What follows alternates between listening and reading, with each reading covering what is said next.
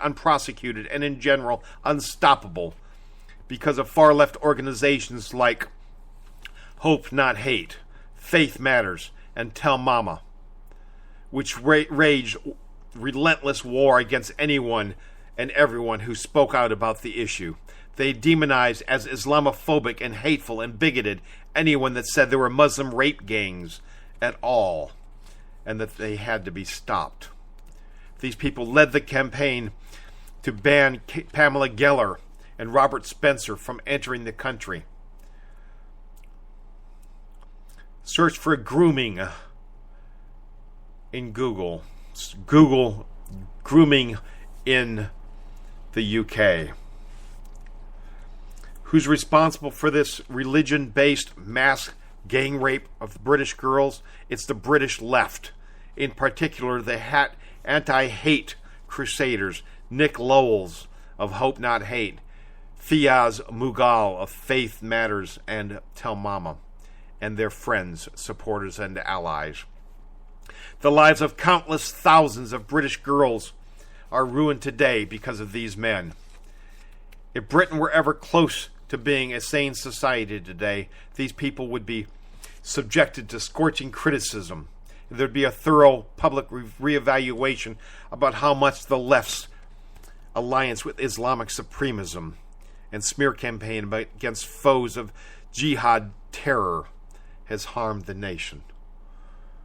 But you probably know today, Islam is not a sane society by any stretch of the imagination.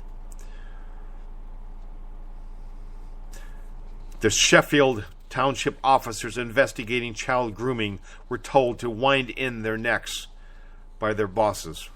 A BBC investigation has alleged that senior officers thought car crime, burglary, and robbery were bigger priorities than child sexual exploitation, despite the detectives in the city warning it as a major problem. He said that child sexploitation in Sheffield was massive and bigger than in neighboring Rotterdam, where at least 1,400 were abused over 16 years. This is shameful, and may each and every police officer, police official, news media that knew about this and did nothing, may they rot in hell. Oh, mercy, it just gets worse and worse.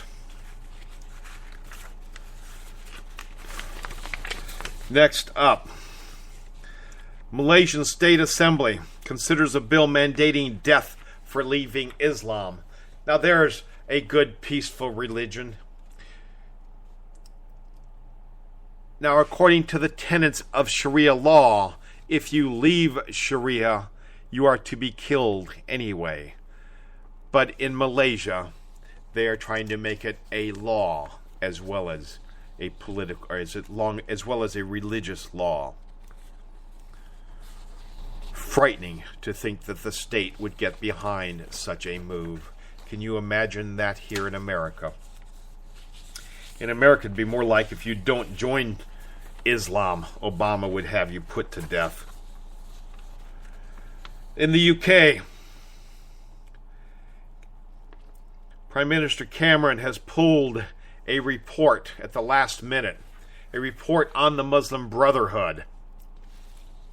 David Cameron has made an 11th hour intervention to postpone the publication of a controversial report in an attempt to avoid a potential problem with Saudi Arabia and Egypt. The report was likely to recommend that British not classify the Muslim Brotherhood as terrorists. This would annoy the Saudis and the Egyptians, who see and have classified the Brotherhood's quest to establish a caliphate as a threat to their power, which is quite obviously true in regard to the Egyptian regime, which supplanted the Muslim Brotherhood government. But if they are too tough on the Muslim Brotherhood, it will annoy Qatar, which is positive and supportive to the Brotherhood. They fund much of the terrorist activity, probably as much as Obama does. And since Qatar and The UK have just signed an agreement. David Cameron is confused as to what to do. The long-awaited report was to be published on Monday afternoon, but his move means it'll likely not be released before the UK election in May.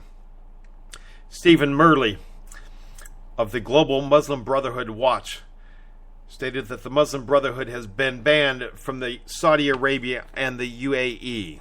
Some ministers say that the two Gulf countries pressured Cameron into setting up the investigation in the first place. Folks, in my intro, week after week, I tell you that I cover the news of Islam around the world because it's a look into what we're facing if we don't stop what is happening. It's time to stop it. It's time to stop it now. In Sweden, the Islamists have told the government, if you don't give us certain sections of Oslo, the capital city, if you don't give us certain sections, you will have your own 9/11.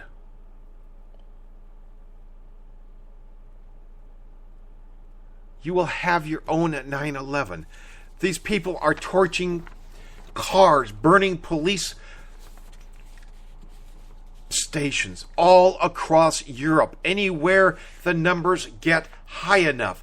Please go listen to my show, Islam is Not a Religion. Listen to the numbers. Listen to what is in store as Obama continues to allow these Muslims to come into our country.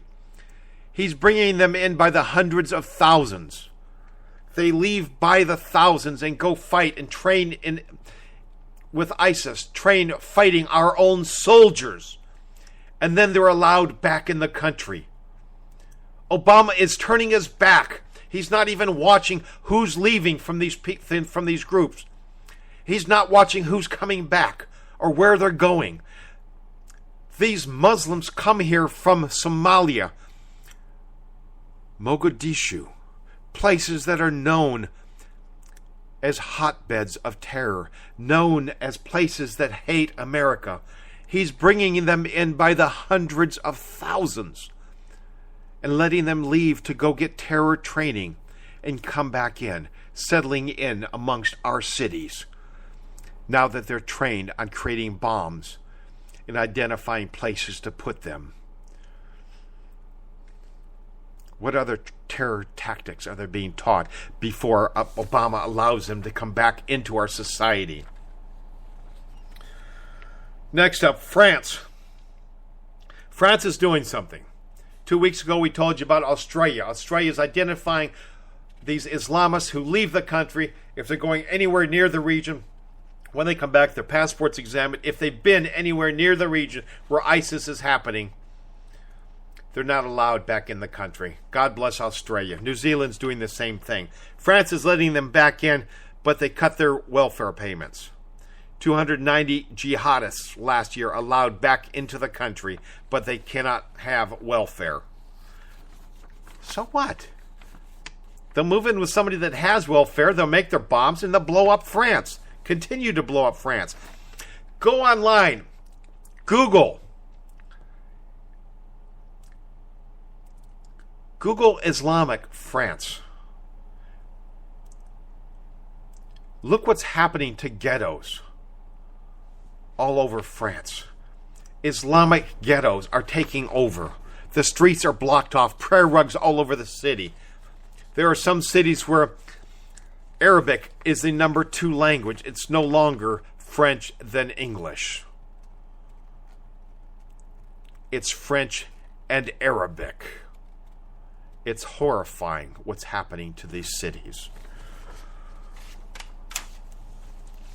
We've got to stop bringing them in. A report out of Indonesia. A video depicting young Indonesian boys learning to speak Arabic and training in weapons and martial arts. The kids say they're not afraid to face the enemies of God and pledge to ensure that Islamic law is implemented and to become mujahideen. These children seem to be about 10 years old. The Indonesian-based anti-terror expert Sydney Jones says she believes the school is in ISIS-controlled territory, probably in Syria. These children travel with their families. Mother and father are fighting the war, and the kids at this tender age are learning to be martyrs. A specialist Indonesian and Malaysian brigade within ISIS, known as Kabita Nasanutra, has been set up to make people from Southeast Asia feel more at home in Iraq and Syria. The unit has been blooded in battle against the Kurdish fighters, she said. It is thought they are coming into their own. And again, after they learn how to fight, they'll go home and fight the Christians and the Hindus and the Buddhists in Indonesia. Oh, mercy, mercy, mercy. The UK-based Islamic Human Rights Commission has disgusted everyone who owns a moral compass by giving its International Islamophobe of the Year award to Charlie Hebdo, the magazine where the cartoonists were all killed just 2 months ago. This is horrifying. First, they kill them, and then in post-mortem, they try to justify the deaths, justify the murders of these people by calling them Islamophobes. What a horrific thing to do. Folks, please listen to my show, Islamophobia. It's on patriotradioshow.com. Find out what an Islamophobe is, because if you listen to me, if you talk about things I say, you will be called an Islamophobe, and you need to be prepared. Find out what this is all about. Go to patriotradioshow.com and listen to the show. Folks, that's it for this week. Again, thanks to Veronica Coffin in the chat room. Angie, my good friend as well. Good night, America. God bless you and yours. This is Tom O'Halloran. I'm out.